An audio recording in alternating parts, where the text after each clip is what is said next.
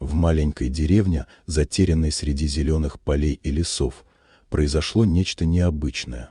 Однажды, ранним утром, старушка по имени Мария, известная своим добрым сердцем и заботой о других, решила отправиться на прогулку с тележкой и лошадью.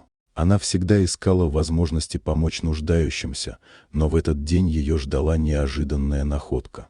Когда Мария проезжала мимо одного из полей, ее внимание привлекло что-то необычное. На земле, среди высоких трав, лежал молодой человек. Он выглядел изможденным и безжизненным, и, подойдя ближе, Мария поняла, что парень без сознания. Не раздумывая, она позвонила соседям на помощь, а затем осторожно перенесла его на свою тележку. Соседи, услышав о случившемся, собрались вокруг, в шоке глядя на незнакомца. Они сразу же вызвали скорую помощь. Когда медики прибыли, они быстро оценили состояние молодого человека и, убедившись, что он в безопасности, госпитализировали его в ближайшую больницу. Парень пришел в себя только спустя несколько часов. Открыв глаза, он увидел вокруг себя людей в белых халатах и незнакомые лица. Он пытался вспомнить, кто он и откуда, но в голове царила пустота. Единственное, что он помнил, это доброту старушки, которая нашла его и привезла в деревню.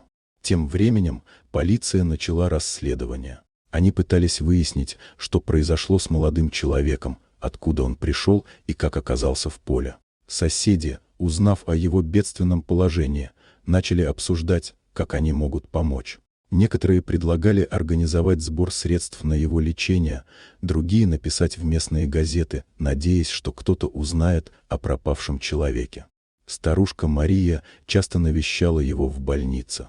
Она приносила ему фрукты и книги, стараясь поддержать его дух. Парень был благодарен ей за все, что она сделала, и с каждым визитом он чувствовал, что его жизнь наполняется теплом и надеждой. Несмотря на то, что он не мог вспомнить своего прошлого, он начал строить новые мечты. С помощью Марии и местных жителей он постепенно адаптировался к жизни в деревне и вскоре стал частью их сообщества. Люди вокруг него стали его новой семьей, а старушка его ангелом-хранителем.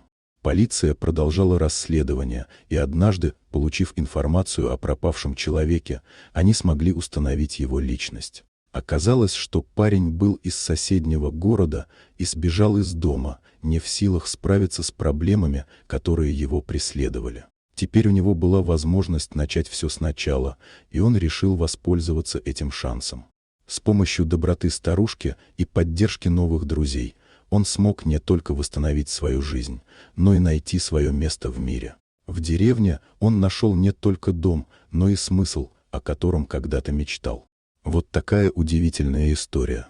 Дорогие друзья, если вам понравилось видео, поставьте лайк, а также подписывайтесь на канал, где найдете еще много интересного.